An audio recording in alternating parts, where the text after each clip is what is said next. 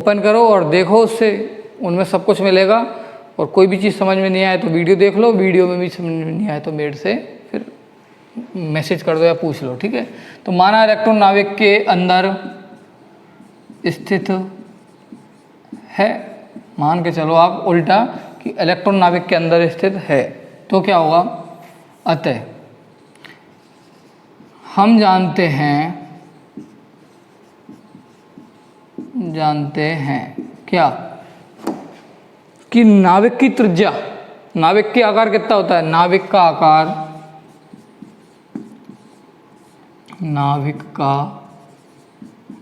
आकार कितना होता है, ये त्रिज्या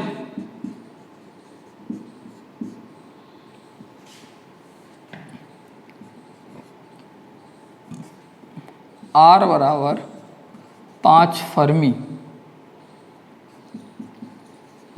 R बराबर 5 फर्मी FM के ऑर्डर का होता है। नाभिक का आकार 5 फर्मी ऑर्डर का होता है। तो अगर इलेक्ट्रॉन नाभिक के अंदर है तो अब वो नाभिक, जैसे मान लो ये नाभिक है, ये नाभिक है और इसके अंदर इलेक्ट्रॉन प्लेस है, तो इसमें प्रोटॉन न्यूट्रॉन होते हैं। आप मान रहे हो कि इलेक्ट्रॉन नाभिक के अंदर है तो ये कहीं भी हो सकता है, अर्थात इसकी स्थिति में अनिश्चितता कहीं भी हो सकता है, अर्थात इसकी स्थिति में अनिश्चितता कितनी है, यही R बराबर 5 फर्मी। तो लिखो अर्थात इलेक्ट्रॉन की नाभिक के इलेक्ट्रॉन के नाभिक में होने पर इसकी स्थिति में अनिश्चितता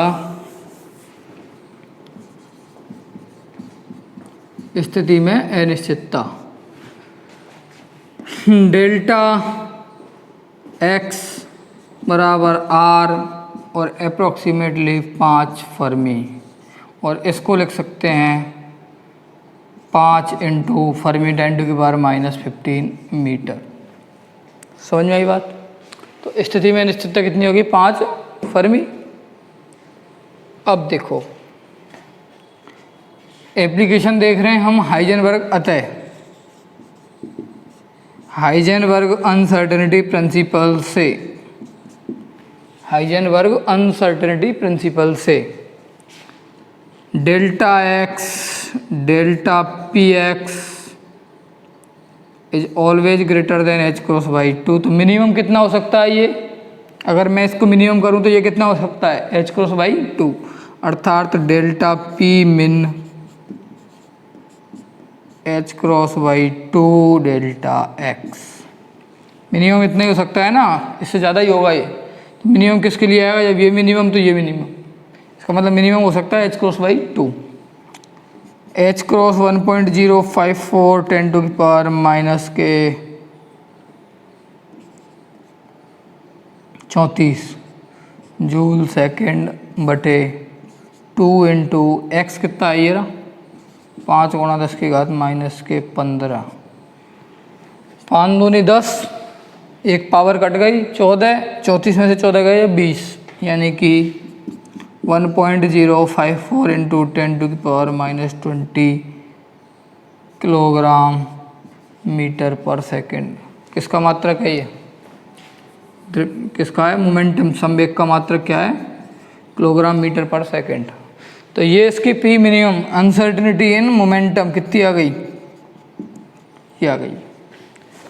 अब आपको संवेग स्थिति में अनिश्चितता इतनी आ गई, मतलब स्थिति कितनी हो सकती है, इलेक्ट्रॉन की रेडियस इतनी मिनिमम, संवेग कितना हो सकता है। अगर आप पी को मिनिमम ले सकते हो, पी मिनिमम तो ये मैक्सिमम, ये मैक्सिमम तो ये मिनिमम, ठीक है। तो अगर आप संवेग का न्यूनतम मान कितना हो सकता है, ये तो स्थिति में अनिश्चितता है, मतलब इतनी तो रहनी है, कुछ भी हो, अगर स्थिति में अनिश्चितता ये है तो संवेग में अनिश्चितता इतनी तो रहनी है। तो न्यूनतम संवेग कितना हो सकता है, 0 नहीं हो सकता। जीरो होगा तो ये सब जीरो हो जाएगा और ये जीरो है नहीं। इसका मतलब स्थिति में अनिश्चितता इतनी है तो संवेग में अनिश्चितता ये है, तो न्यूनतम संवेग इसकी अनिश्चितता के बराबर होगा। तो लिखो अतः इलेक्ट्रॉन का न्यूनतम संवेग पी मिन बराबर डेल्टा पी होगा। न्यूनतम संवेग कितना हो सकता है? पी मिन बराबर डेल्टा पी। तो पी मिन बराबर आ जाएगा आपका क्या रहा, ये रहा 1.054 10⁻⁻20 किलोग्राम मीटर पर सेकेंड। ओके, अब ऊर्जा निकालो। ऊर्जा कैसे निकालोगे? परंतु लिखो, आपने सुना होगा आइंस्टाइन का ऊर्जा संबंध, परंतु आइंस्टीन ऊर्जा संबंध E बराबर √p² c² plus m0² c4 पढ़ा होगा रिलेटिविटी में। E बराबर p² c² plus m0² c4। E min ऊर्जा का न्यूनतम मान E min बराबर P min square c² plus m0² c4। ये तो फिक्स है, आपको ये पता है, परंतु m0c² यानी कि rest mass energy of electron, electron की रेस्ट मास एनर्जी कितनी होती है?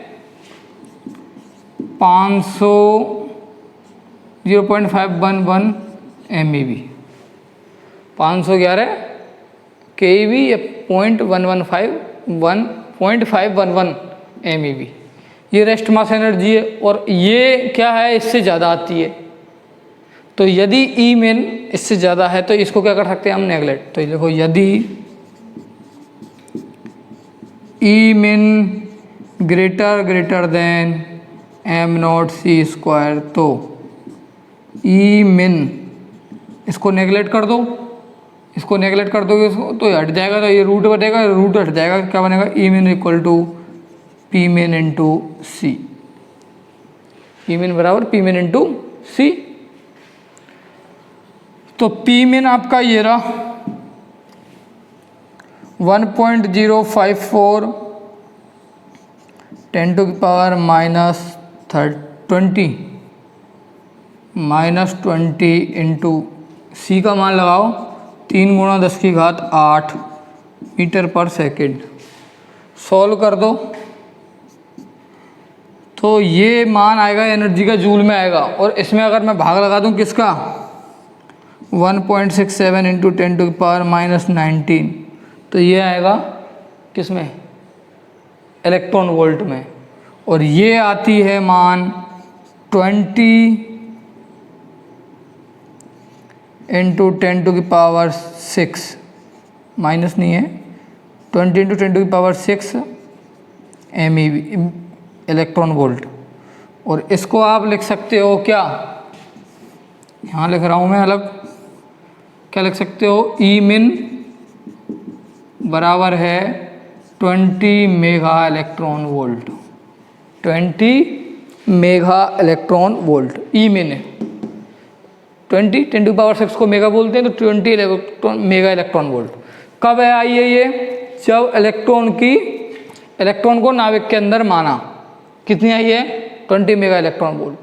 परंतु जब ओरिजिनल एक बीटा डीके कराते हैं, जब ओरिजिनल रूप से देखते हैं, मतलब एक्सपेरिमेंट के थ्रू देखते हैं, इलेक्ट्रॉन जब बाहर निकल के आता है तो इलेक्ट्रॉन की ऊर्जा को नापते हैं, तो वो आती है 2 से 3 मेगा इलेक्ट्रॉन वोल्ट के आसपास। तो ये है ज़्यादा। इसका मतलब जब इन दोनों में डिफरेंस आ रहा है ना, ये हमने इलेक्ट्रॉन को नाभिक के अंदर माना तो इतनी निकल के आ रही है, और जब इलेक्ट्रॉन की ऊर्जा को नापते हैं तो आती है कितनी, 2 से 3 मेगा इलेक्ट्रॉन वोल्ट। इसका मतलब ये जो आप मान रहे हो ये क्या है, गलत। अगर ये दोनों बराबर रह जाती तो इसका मतलब इलेक्ट्रॉन नाभिक के अंदर है, लेकिन ये क्या दोनों में डिफरेंस है, इसलिए इलेक्ट्रॉन नाभिक के अंदर नहीं होता। तो इसको लिख सकते हो बट ई एक्सपेरिमेंटल 2 से 3 मेगा इलेक्ट्रॉन वोल्ट होती है। एक्सपेरिमेंटल कितनी होती है, 2 से 3 मेगा इलेक्ट्रॉन वोल्ट। इसलिए इलेक्ट्रॉन नाभिक के अंदर अस्तित्व में नहीं होता है। समझ में आई बात? इसलिए इलेक्ट्रॉन नाभिक के अंदर अस्तित्व में नहीं होता है। तो ये हमने किससे देखा, हाइजेनबर्ग अनसर्टेनिटी प्रिंसिपल का एप्लीकेशन है। एग्जाम में क्वेश्चन 100% आएगा, application of Heisenberg uncertainty principle. उसमें से हमने पहला एप्लीकेशन देखा है कि electron does not exist inside the nucleus. Okay, बाकी का काम हम नेक्स्ट लेक्चर में करेंगे। तब तक के लिए टेक केयर, बाय बाय।